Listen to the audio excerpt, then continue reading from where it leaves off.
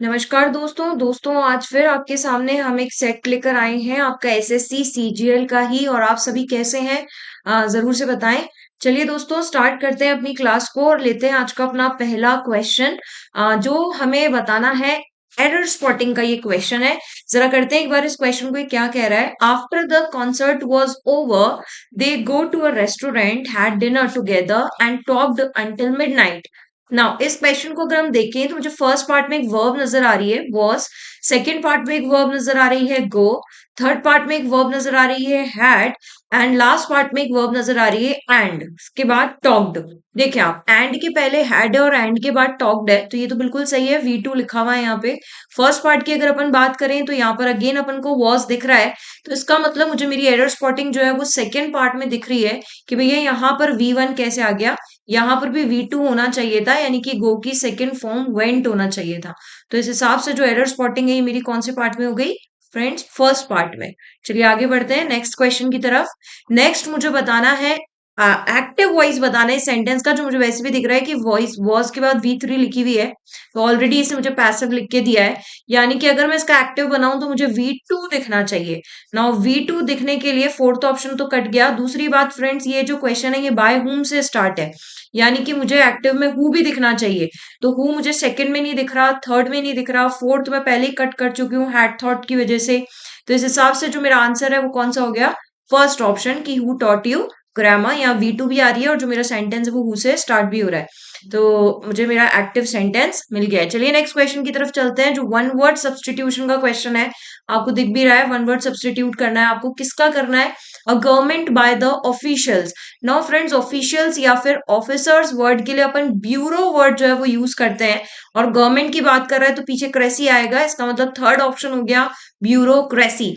First option लिखा है plutocracy. Plutocracy का मतलब होता है वेल्दी लोगों के द्वारा किया गया शासन। मोनार्की का मतलब होता है किंग और क्वीन के द्वारा। जब हम किसी शासन के बारे में बात करते हैं तो हम मोनार्की वर्ड यूज करते हैं। ऑटोक्रेसी का मतलब होता है जहां सिंगल डिक्टेटरशिप होती है, यानी कि सिंगल रूल होता है, उसको हम ऑटोक्रेसी कहते हैं। तो government by the officials is known as what, bureaucracy. Now switching towards our next question, he tried to alleviate the suffering of his neighbors. मुझे क्या करना है, मुझे alleviate का सिनोनिम जो है वो ढूंढना है। तो उसके लिए मुझे alleviate का मतलब पता होना चाहिए। alleviate का मतलब होता है फ्रेंड्स सफरिंग्स या किसी भी चीज को कम करना, रिड्यूस करना, है ना। किसी भी चीज में कमी लाना इज alleviate, है ना। एलिवेटर्स भी आपने सुना है कम करने के लिए यूज होता है। तो यहाँ पर ये बेसिकली सफरिंग्स को कम करने की बात कर रहा है। तो अगर मैं बाय ऑप्शन जाऊं तो यहाँ पर इंटेंसिफाई जो वर्ड है ये इंटेंसिटी को बढ़ाने के लिए यूज होता है, ये होगा नहीं। स्वेलिंग का मतलब सूजन होता है, ये भी नहीं होगा। एड का मतलब किसी चीज में एडअप करना होता है, तो सिनोनिम क्या हो गया, रिलीव। रिलीव का मतलब होता है राहत पहुंचाना या किसी भी चीज में कमी आना। जैसे कहते हैं ना भाई मेरे दर्द में अब रिलीफ है, रिलीफ है यानी कि कमी है, राहत है ना। तो alleviate is basically to reduce something, तो उसका सिनोनिम क्या हो गया, रिलीव हो गया। चलिए आगे बढ़ते हैं। नेक्स्ट ही मुझसे फिर वापस बात कर रहा है कि मोस्ट अप्रोप्रिएट ऑप्शन बताना है आपको। I have been living in Hyderabad since I am born. Now friends, since के बाद में यदि हम एक बेसिकली सेंटेंस की बात करते हैं, यानी कि अगर सिंस के बाद में हम पॉइंट ऑफ टाइम की बात नहीं कर रहे हैं, एक सेंटेंस की बात कर रहे हैं, तो ये जो सिंस है बेसिकली कंजंक्शन का काम करता है। और इस सिंस से पहले जो है हमें परफेक्ट प्रेजेंट परफेक्ट टेंस देखने को मिलता है या प्रेजेंट परफेक्ट कंटिन्यूस देखने को मिलता है। लेकिन जब आप सिंस के बाद वाले सेंटेंस की बात करते हैं तो यहाँ पर V2 आनी चाहिए, यानी सिंस के बाद वर्ब की सेकंड फॉर्म आती है। ऑप्शन पे जाएं तो विल नहीं होगा, बॉर्न ऑलरेडी V1 है, वर्ब की फर्स्ट फॉर्म है। हैव बॉर्न भी नहीं होगा, तो इस हिसाब से मेरा ऑप्शन कौन सा हो गया, option number fourth, since I was born. चलिए नेक्स्ट आगे बढ़ते हैं। He has to be conscious of his public manners as he is a descendant of a reputed family in his region. मुझे क्या करना है, यहाँ पर करेक्टली स्पेल्ड वर्ड बताना है। किसका, डिसेंडेंट का, यानी डिसेंडेंट की स्पेलिंग सही बतानी है। पहली बात तो डिसेंडेंट का मतलब होता है कि एक रेप्यूटेड फैमिली का वो हिस्सा है, वंशज है ना। तो रेप्यूटेड फैमिली का हिस्सा होने के लिए हम डिसेंडेंट वर्ड यूज करते हैं। नाउ पहली बात तो डिसेंडेंट, डेंट स्पेलिंग DANT आती है, तो ये दो ऑप्शन हम कट कर चुके हैं। बात करते हैं थर्ड और फोर्थ ऑप्शन की, तो DESCEN इसकी स्पेलिंग होती है, यानी कि मेरी राइट स्पेलिंग हो गई ऑप्शन नंबर थर्ड। ठीक है, चलिए आगे बढ़ते हैं। नेक्स्ट हम बात कर रहे हैं place where fruit trees are grown. One word substitution का ये क्वेश्चन है, जहां पर फ्रूट ट्रीज ग्रो किए जाते हैं उस जगह को हम ऑर्चार्ड कहते हैं। बाकी ऑप्शंस की अगर हम बात करें तो गार्डन का मतलब आप जानते ही हैं, मैदान। कुएं का मतलब बेसिकली फ्रेंड्स होता है बांध, किसी भी घाट या फिर बांध, जैसे पुष्कर में घाट वगैरह की बात हम जब करते हैं या कहीं पर भी हम घाट की या बांध की बात करते हैं तो हम उसे क्यू कहते हैं, जहां बेसिकली हम वाटर को स्टोर यानी कि वाटर को इकट्ठा करने की कोशिश करते हैं ना। म्यूजियम का मतलब आप जानते हैं जब पुरानी चीजों को हम रिजर्व करके रखते हैं। तो फ्रूट ट्रीज जहाँ ग्रोन करते हैं वहां पे हम ऑर्चार्ड वर्ड का यूज जो है वो करते हैं। नेक्स्ट चलते हैं, मुझे ईडियम का मतलब बताना है और ये ईडियम है ऑन द बॉल। ना ऑन द बॉल का क्या मतलब है, इस ईडियम को आप ऐसे याद रखें कि ना बॉल पर आपकी पूरी निगरानी है ना, बॉल के ऊपर। तो ऑन का मतलब ऊपर हो गया और किस पर निगरानी है आपकी, बॉल पर। तो अगर आपकी बॉल पर निगरानी है तो पहली बात तो आप अवेयर हैं कि बॉल किस तरफ आ रही है। मान लो अगर एक फील्डर है और उसके सामने से बॉल आ रही है तो वो अवेयर ही होगा ना कि यार बॉल किस तरफ आ रही है। तो फोर्थ ऑप्शन तो कट गया कि आप अवेयर अनअवेयर नहीं हो चेंजेस के प्रति, आप चेंजेस के प्रति अवेयर हो, पहली बात। दूसरी बात, जब आप इन चेंजेस के प्रति अवेयर हो तो वो जैसे ही बॉल आती हुई आपके पास दिखेगी तो आप उस बॉल के प्रति क्या दिखाओगे, क्विक एक्शन दिखाओगे कि नहीं दिखाओगे, क्विक रिएक्शन दिखाओगे, फटाफट उसको लपक करके कैच करने की कोशिश करोगे। तो पहली बात तो अवेयर हो, दूसरी बात आप रिएक्शन दोगे और वो रिएक्शन आपका कैसा होगा, क्विक होगा कि स्लो होगा, क्विक होगा। तो यहाँ पर अवेयर तो ठीक है, अवेयर ऑफ एनी चेंजेस, लेकिन स्लो नहीं होगा। Again aware of any changes है लेकिन डूइंग नथिंग ये भी नहीं होगा। आप उसके प्रति अपना रिएक्शन बहुत ही ज्यादा क्विक दिखाने वाले हैं। नेक्स्ट आगे बढ़ते हैं। नेक्स्ट मेरा जो क्वेश्चन है ये PQRS का क्वेश्चन है, रीअरेंजमेंट मुझे करना है और मुझे यहाँ सारे जो है ऑप्शंस अलग अलग दिख रहे हैं। तो एक आधा ऑप्शन को अपन पहले कट करते हैं। ये मुझे कह रहा है more children go to school than at any time in the past, but more children today are out of school than any time in the past. चलिए सेकंड ऑप्शन पढ़ते हैं। देखो बी से तो बिल्कुल स्टार्ट नहीं होगा क्योंकि बट से मैं मेरा सेंटेंस स्टार्ट नहीं कर सकती, तो फोर्थ ऑप्शन तो मेरा कैंसिल हो गया। नेक्स्ट इंडीड की भी बात हम तब करते हैं। इंडीड है ना बेसिकली दो सेंटेंस को कंबाइन करता है और ये क्या करता है, किसी भी पहले की बात में ऐड करने की बात करता है यानी जोड़ने की बात करता है। यानी पहले मैंने ऐसा कहा था और अब मैं ये भी कहना चाह रहा हूं। तो इंडीड जो है ये अपने से पहले कोई एक बात कहता है और उसके बाद उसमें ऐड करता है। तो यानी कि सी से भी मेरा सेंटेंस स्टार्ट नहीं हो सकता, तो ये फर्स्ट ऑप्शन भी कैंसिल हो गया। अब या तो मैं more children go to school बोलूं या there are more literate people बोलूं। अब इन दोनों में से अगर मैं चूज करूं तो देयर आर मोर, और यहां पर ये मोर चिल्ड्रन की बात कर रहा है। तो हम जब बोलते हैं इंग्लिश में तो हम बेसिकली इंट्रोडक्शन के लिए जब अपना सेंटेंस स्टार्ट करते हैं तो इट और देयर से स्टार्ट करते हैं, और इंट्रोडक्शन जो है वो मेरे सेंटेंस का फर्स्ट स्टेटमेंट होता है। यानी कि मेरा जो सेंटेंस है वो किससे स्टार्ट होगा, डी से स्टार्ट होगा, और उसके बाद जो है मैं अपना ए सेंटेंस बोल सकती हूँ। ठीक है, तो my right answer is option number second. चलिए आगे बढ़ते हैं। नेक्स्ट ये अगेन मुझसे करेक्टली स्पेल्ड वर्ड पूछ रहा है। देखो ये ध्यान रखना, इस बार ये इनकरेक्टली नहीं करेक्टली पूछ रहा है। तो अगर मैं बात कंसेंसस की करूं तो कंसेंसस का मतलब तो सर्वसम्मति होता है, लेकिन यहां पर जो इसकी स्पेलिंग है ना कंसेंसस की, इसकी स्पेलिंग में सी नहीं आएगा ना। ये बेसिकली स्पेलिंग होती है CONSENSUS, है ना। सेंसस आप इसकी स्पेलिंग जज कर सकते हैं। तो फोर्थ तो स्पेलिंग मिस्टेक हो गई। कलीग का मतलब होता है आपका सहपाठी जो आपके साथ में काम करता है, सहकर्मी जिसको अपन कहते हैं। तो कलीग की जो स्पेलिंग है ना इसमें यहाँ पे COLL होती है, AE नहीं होती है। जो इसकी स्पेलिंग होती है वो क्या होती है, EA। तो my right spelling of colleague is what, COLLEAGUE। तो AE गलत हो गया, यानी कि ये स्पेलिंग भी गलत लिखी है। नेक्स्ट हम बात करें बिजारे की, तो बिजारे का एक्चुअली मतलब होता है वेरी स्ट्रेंज, है ना। किसी भी चीज का बहुत अजीब सा होना इस बिजारे। अगर इसकी भी स्पेलिंग बात करें तो पहली बात तो सिंगल जेड आता है इसकी स्पेलिंग में, BIZA, और डबल आर का यूज करते हैं, यानी ये आई भी नहीं आएगा। तो इसकी राइट स्पेलिंग क्या होती है, BAIZARRE। और बिजारे का मतलब क्या होता है, वेरी स्ट्रेंज या अनयूजुअल जब कोई चीज होती है। यानी कि मेरा सेकंड ऑप्शन भी आंसर नहीं हो सकता। स्टार्ट अपन एंटरप्रेन्योरशिप की स्पेलिंग देख लेते हैं। तो सबसे पहली बात तो एंटरप्रेन्योरशिप की जब स्पेलिंग आप देखो तो पीछे एक बार शिप वर्ड चेक कर लेना, शिप वर्ड सही लिखा है। ये एंटर नहीं होता, एंट्रीप्रेन्योरशिप होता है, ये भी सही लिखा है। प्री भी सही लिखा है, न्योर भी सही लिखा है, यानी एंटरप्रेन्योरशिप की स्पेलिंग बिल्कुल सही है। तो first option is my right answer. Next अपन बात करते हैं, अपन को सिनोनिम बताना है इसका, इस अंडरलाइन वर्ड का। तो मेरे पास अंडरलाइन वर्ड है डेप्लोरेबल। नाउ अगर मैं डेप्लोरेबल की बात करूं तो डेप्लोरेबल स्टेट का मतलब होता है ऐसी कोई भी चीज जो बहुत ज्यादा दुख के स्टेट में हो।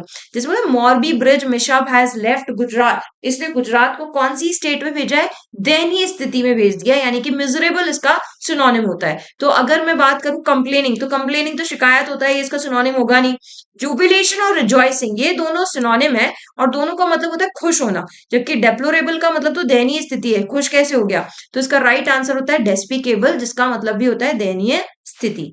नेक्स्ट क्वेश्चन पे बढ़ते हैं। He was trembling with fear. Now friend, trembling का जो मतलब होता है वो होता है कांपना, कपकपी, यानी कि शिवर जो है ना, ये इसका सिनोनिम है, शिवर। यानी हम कपकपी के लिए ट्रेम्बलिंग वर्ड का यूज करते हैं। अच्छा, इसका एक और सिनोनिम हम क्विवर वर्ड जो है ना, ये भी यूज करते हैं। तो आप मुझे ट्रेम्बलिंग के और भी जो सिनोनिम्स है कमेंट बॉक्स में जरूर से बताएं। फिलहाल हम यहाँ पर अपने क्वेश्चन में इसका सिनोनिम ढूंढते हैं, तो मुझे शिवर वर्ड जो है वो दिख गया है। नेक्स्ट के ऑप्शंस की बात करें, रनिंग का मतलब भागना होता है, वीपिंग का मतलब रोना होता है, और इंट्रेपिड का मतलब होता है किसी भी चीज से निडर रहना, यानी बिना डरे। तो अपन इसको फियरलेस कहते हैं ना, इंट्रेपिड यानी कि बिना डरे जब हम किसी काम को करते हैं तो वो फियरलेस कहलाता है। चलिए नेक्स्ट क्वेश्चन पे चलते हैं। मुझे एंटोनिम बताना है किसका? इलेटेड का। अब इलेटेड का मतलब होता है खुश होना। She was elated about a promotion, यानी वो अपने प्रमोशन से क्या हो गई? खुश हो गई। But a colleague felt quite disheartened, लेकिन जो उसके सहपाठी है वो क्या है? दुखी है। पर ये तो खुश हुई ना। मुझे एंटोनिम बताना है। चीयरफुल तो देखो इसका सिनोनिम हो जाएगा। प्राउड जो है ये भी पॉजिटिव वर्ड है। डिलाइटेड भी खुश होना ही होता है। तो इसका एंटोनिम क्या हो गया? डिस्करेज वर्ड इसका एंटोनिम हो गया। नेक्स्ट क्वेश्चन पे चलते हैं। अगेन ये मेरे लिए वन वर्ड सब्स्टिट्यूशन का क्वेश्चन है। A person who sells and arranges cut flowers. अगर आप फ्लावर्स की बात कर रहे हैं ना, तो फिर एक ही वर्ड आता है, वो फ्लोरिस्ट है, क्योंकि फ्लोरिस्ट वर्ड जो है वो रिलेटेड टू फ्लावर्स ही होता है। बॉटनिस्ट का मतलब आप बॉटनी से जानते हैं, गार्डनर जो पूरे गार्डन की देखभाल करता है। और हॉर्टिकल्चर जो होता है ये बेसिकली फ्रूट्स को या फिर फलों के बागान को या फलों की खेती को सीखने को हम हॉर्टिकल्चरिस्ट कहते हैं। तो यहाँ पर फ्रूट भी है, यहाँ पर फ्लावर्स भी है ना, यहाँ पर तो सारे वर्ड्स ही आ गए, फ्रूट्स फ्लावर्स। तो मैं यहाँ पर सिर्फ ये फ्लावर्स की बात कर रहा है तो मैं हॉर्टिकल्चर कर नहीं सकती, है ना। तो फ्रूट फ्लावर्स वेजिटेबल्स इनको उगाने के लिए हम हॉर्टिकल्चर की बात करते हैं। तो मैं राइट आंसर इज फ्लोरिस्ट। आगे बढ़ते हैं। I am dash about whether to accept the job offer और कंटिन्यू फ्रीलैंसिंग। ना मुझे यहाँ पर अप्रोप्रिएट ईडियम लगानी है। ये मुझे क्या कह रहा है कि दोनों के दोनों ऑप्शंस है ना एडवांटेजियस है, और मैं ना कंफ्यूज हूं कि मैं वेदर एक्सेप्ट करूं जॉब ऑफर को या फिर फ्रीलैंस यानी फ्री रहना, यानी कि जॉब को छोड़ देना। मतलब ये कंफ्यूज है भाई कि मैं दोनों में से किस ऑप्शन को चूज करूं। तो कंफ्यूजिंग स्थिति के लिए जो हम ईडियम यूज करते हैं वो यूज करते हैं on the fence. On the fence का मतलब है कि आप किसी फेंस पर बैठे हो। फेंस का मतलब यहाँ तारबंदी से भी है। फेंस का मतलब जो ये अपन घर के आसपास डोली बनवा लेते हैं ये भी है। यानी आप फेंस पर बैठे हो और सोच रहे हो कि मैं इधर जाऊं या मैं इधर जाऊं। You are totally in a confuse situation, यानी कि ये कंफ्यूज है कि मैं जॉब ऑफर एक्सेप्ट करूं या छोड़ दूं। तो ऑन द फेंस इसका राइट आंसर होगा। बाकी इडियम्स के मतलब भी देख लेते हैं। लेफ्ट आउट इन कोल्ड का मतलब है कि आपको छोड़ दिया गया है जरूरत के समय पर, यानी कि जब आपको सबसे ज्यादा नीड थी सहायता की तब आपको छोड़ दिया गया है। तो लेफ्ट आउट इन कोल्ड यानी आपको ठंड में बाहर छोड़ दिया गया है मरने के लिए, बोले तो ठंड में मर, है ना। तो यानी कि ये है कि जब जरूरतमंद की सिचुएशन होती है तब छोड़ दिया जाए, तो ईडियम यूज करते हैं left out in cold.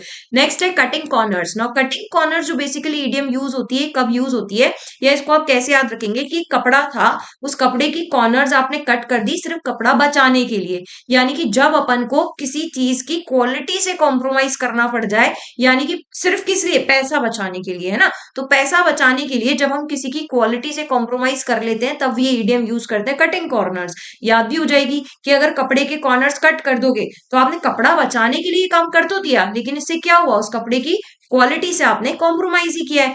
Up in the arms मतलब आपने आर्म्स उठा लिए हैं। अब आपने आर्म्स उठा लिए यानी कि आप क्या है? विद्रोह की स्थिति में हो। यानी कि जब रिबेल की स्थिति आ जाए, लड़ाई की स्थिति आ जाए, तब इस ईडियम का यूज करते हैं अप इन द आर्म्स। पर यहाँ इस क्वेश्चन में जो हमारी ईडियम का आंसर होगा वो होगा ऑन द फेंस। चलिए आगे बढ़ते हैं।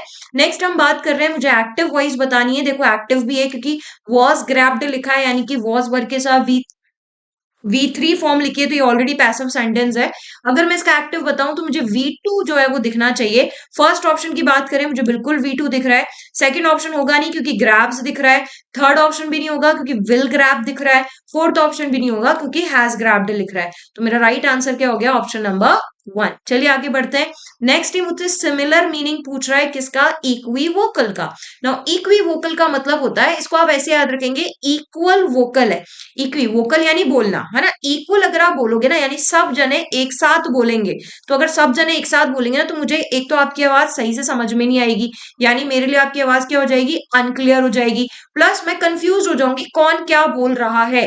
तो इक्विवोकल का मतलब होता है अनक्लियर हो जाना, यानी कि कंफ्यूज हो जाना। और मुझसे सिनोनिम पूछ रहा है तो इसका सिनोनिम सीधा सीधा क्या हो गया, एम्बिग्यूअस। देखो क्लियर तो इसका एंटोनिम हो गया। बैलेंस्ड हो जाना यानी किसी चीज का बैलेंसिंग पोजीशन को कहते हैं अपन, है ना।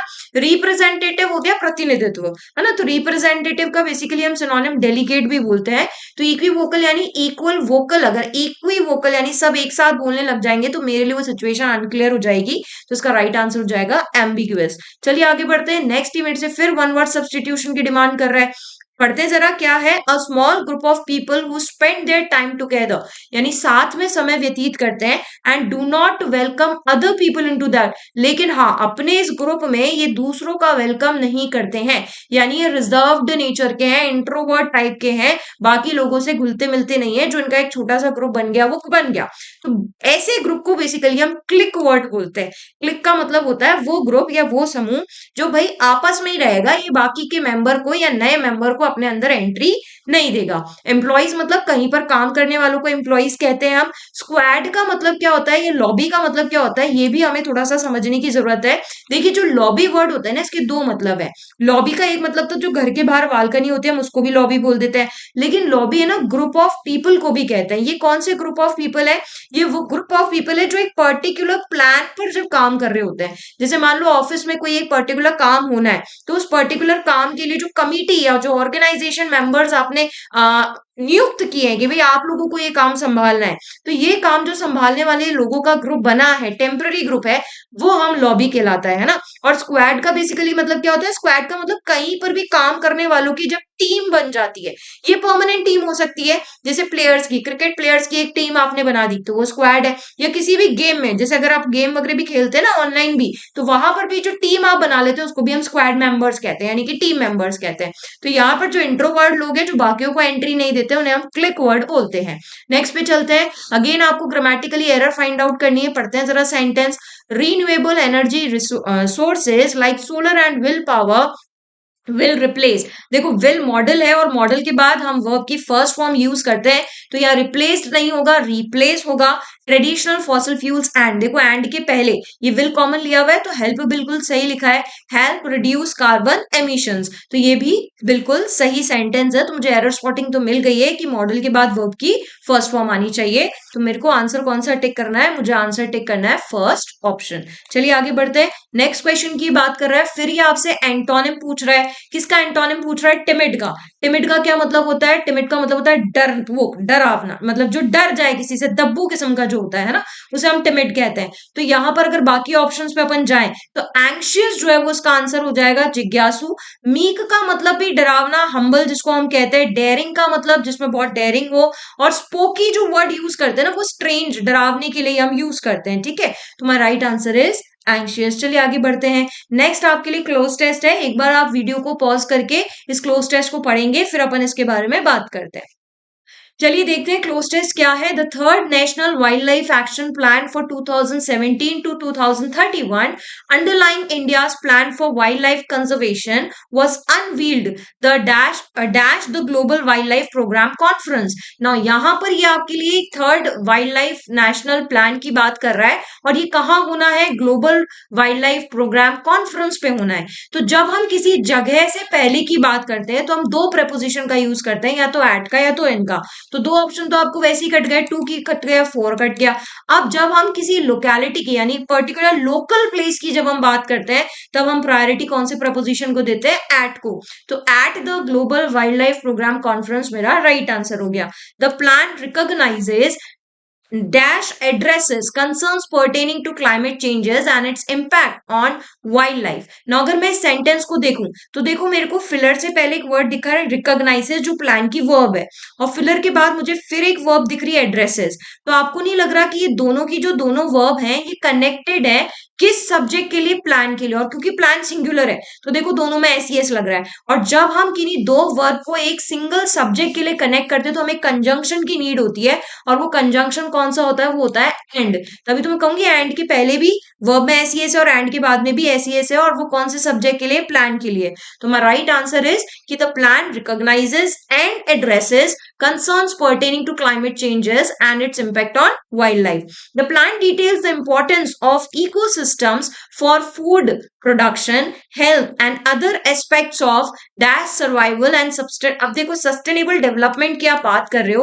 और सर्वाइवल की बात कर रहे हो, तो यहाँ जो आपने अभी तक का पूरा क्लोज टेस्ट देखा है, इसमें आप किसके सर्वाइवल की बात कर रहे हो? डेफिनेटली ग्रुप का सर्वाइवल है नहीं, ब्रीड का सर्वाइवल है नहीं, स्पीशीज का सर्वाइवल है नहीं, तो किसका सर्वाइवल है? ये ह्यूमन सर्वाइवल की आप बात कर रहे हो या ह्यूमन के सस्टेनेबल डेवलपमेंट की आप बात कर रहे हैं. It also emphasises preservation of genetic dash and देखो जेनेटिक क्या होता है? जेनेटिक फोकस नहीं होता, जेनेटिक लड़ाई कॉन्फ्लिक्ट होगा नहीं, रिजेक्शन होगा नहीं, तो जेनेटिक क्या होती है? डाइवर्सिटीज होती है ना, जिनको आप आगे और प्रिजर्व भी आप डाइवर्सिटीज को ही करेंगे, फोकस को, रिजेक्शन को या कॉन्फ्लिक्ट को प्रिजर्व कैसे करेंगे? तो preservation of genetic diversity and sustainable utilisation of species and ecosystems, which has direct bearing on our scientific advancements and support to millions of rural communities. The plan underscores rehabilitation of threatened wildlife species.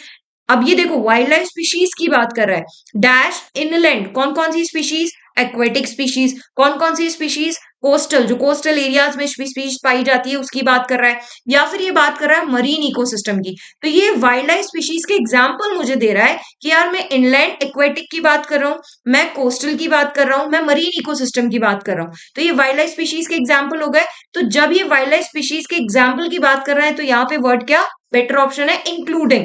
Mixing तो है नहीं, count तो कर नहीं रहा है, gather की बात भी नहीं कर रहा है, तो ये बोल रहा है कि जो प्लान है, जो रिहैबिलिटेशन का प्लान है, किसके लिए? वाइल्ड लाइफ स्पीशीज के लिए. कौन सी वाइल्ड लाइफ स्पीशीज? जो इंक्लूड करती है एक्वेटिक को, कोस्टल को और मरीन इकोसिस्टम को. तो ये आज के लिए एक सेट था जो अगेन आपका सीजीएल 2024 का सेट है. उम्मीद है आपको ये सेट अच्छे से क्लियर भी हुआ होगा. इजी शिफ्ट थी काफी, है ना. चलिए तो आगे हम फिर आपसे एक नेक्स्ट वीडियो में एक और शिफ्ट के साथ आपसे बात करेंगे और इसी तरीके से जो है आप इन सेट्स के साथ बने रहें. आपकी इंग्लिश की जो एक कहते हैं ना कि एक मेरे को स्कोर कार्ड जो बढ़ाना है, वो डेफिनेटली आपका इससे जरूर बढ़ेगा. चलिए तो नेक्स्ट वीडियो में आपसे फिर मुलाकात करते हैं. तब तक के लिए राधे राधे, जय हिंद, जय भारत.